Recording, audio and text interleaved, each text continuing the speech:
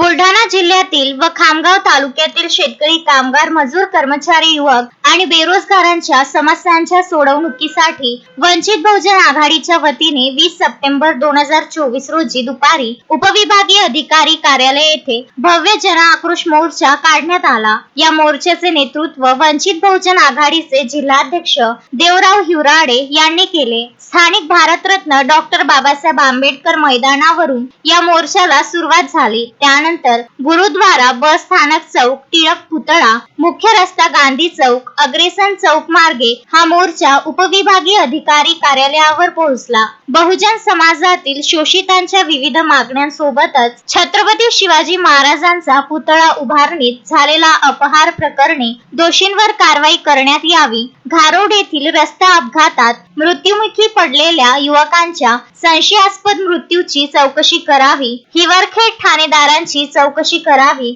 खामगाव तालुक्यातील आवार, कोलोरी, वरुड, हिवरा, चितोळा येथील निर्दोष युवकांवर दाखल खोटे गुन्हे रद्द करावे, खामगाव तालुक्यातील अवैध धंदे बंद करावे, अनुसूचित जातीतील शेतकऱ्यांना सिंचन विहिरीचे अनुदान वाढवून मिळावे, कापसाला 12,000 तर सोयाबीनला 8,000 रुपये हमी भाव देण्यात यावा, यासह विविध 23 मागण्यांचा समावेश असलेले निवेदन सादर करण्यात आले। या मोर्चात मोठ्या संख्येने महिला व पुरुष सहभागी झाले होते। हा मोर्चा विना परवाना काढून सार्वजनिक शांतता भंग केली, तसेच जिल्हाधिकारी यांच्या जमावबंदी आदेशाचे उल्लंघन केले। या प्रकरणी पोलीस हेड कॉन्स्टेबल विनोद राठोड यांच्या फिर्यादीवरून पोलीस स्टेशन मध्ये वंचितचे जिल्हाध्यक्ष देवराव हिवराडे, शांताराम पाटील सह 400 ते 500 अनोळखी इसमांविरुद्ध गुन्हा दाखल केला आहे। पुढील तपास ठाणेदार रामकृष्ण पवार करीत आहे। मोहम्मद फारूक, विदर्भ न्यूज, खामगाव।